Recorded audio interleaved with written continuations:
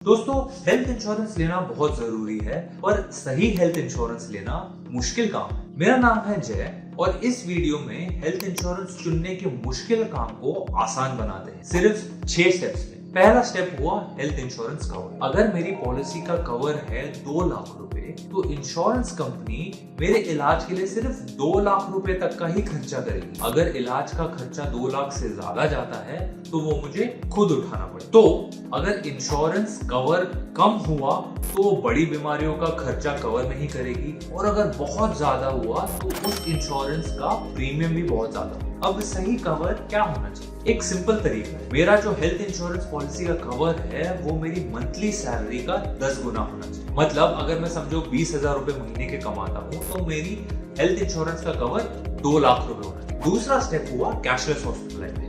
इसका मतलब ये हुआ कि मेरे बिना कुछ पैसे दिए हॉस्पिटल मेरा इलाज करेगा और इलाज का जो खर्चा है वो सीधा मेरी इंश्योरेंस कंपनी से लेगा, कैशलेस ट्रीटमेंट करेगा। अच्छा, अब हर इंश्योरेंस कंपनी कैशलेस बेनिफिट नहीं देती, और देती भी है तो सिर्फ वो कुछ ही हॉस्पिटल में देती है जो उनके नेटवर्क में है। तो ये बहुत जरूरी है कि मैं एक ऐसी हेल्थ इंश्योरेंस लूं जो कैशलेस बेनिफिट दे, और उनके नेटवर्क में वो 4-5 हॉस्पिटल है मेरे डिस्ट्रिक्ट या शहर के जहां मैं जाना चाहूँ। तीसरा स्टेप हुआ को पेमेंट क्लॉज। अगर मेरी हेल्थ इंश्योरेंस पॉलिसी में को पेमेंट क्लॉज है तो इसका मतलब ये हुआ कि इंश्योरेंस कंपनी मेरे इलाज का सिर्फ कुछ ही हिस्सा भरेगी, बाकी का हिस्सा मुझे खुद भरना पड़ेगा। तो मैं कोशिश करूंगा कि मैं ऐसी पॉलिसी लूं जिसमें को पेमेंट क्लॉज नहीं है। पूरा खर्चा इंश्योरेंस कंपनी को उठाना चाहिए ना। चौथा स्टेप हुआ रूम रेंट। कोई भी हेल्थ इंश्योरेंस पॉलिसी में जो हॉस्पिटल का रूम रेंट होता है उस पे या तो कुछ लिमिट होती है या कोई लिमिट नहीं।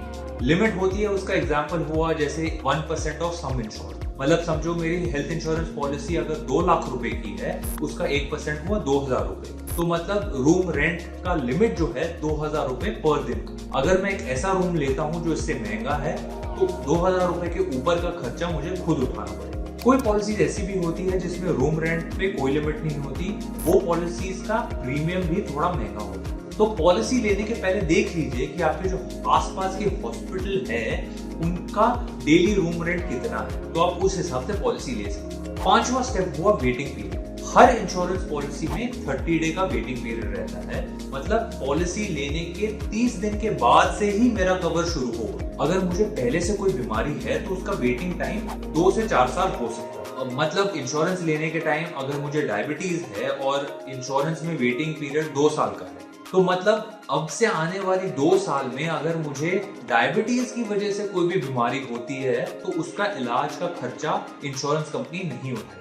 कोई दूसरी बीमारी हुई तो उसका खर्चा इंश्योरेंस कंपनी उठाएगी। तो अगर आपकी कोई प्री एग्जिस्टिंग कंडीशन है तो पॉलिसी लेने के टाइम चेक कीजिए कि उसका वेटिंग पीरियड क्या है। और ये बहुत जरूरी है कि पॉलिसी लेने के टाइम पे मैं अपनी सच्ची और सही हेल्थ कंडीशन डिक्लेयर करूं। प्रीमियम कम करने के चक्कर में मैं झूठ नहीं बोलूं, क्योंकि बाद में अगर मुझे कुछ बीमारी होती है और इंश्योरेंस कंपनी को पता चलता है कि मैंने पहले झूठ बोला था तो वो क्लेम प्रोसेस नहीं करेगी। अब छठा स्टेप ये है कि ये बहुत जरूरी है कि मैं एक अच्छी इंश्योरेंस कंपनी चूज करूं। इसे मैं 3 तरीकों से परखूंगा। पहला हुआ ब्रांड नेम। इंश्योरेंस कंपनी का नाम जाना पहचाना होना चाहिए। ये एक ऐसी कंपनी हो जो नेक्स्ट 20 से 30 साल तक टिके।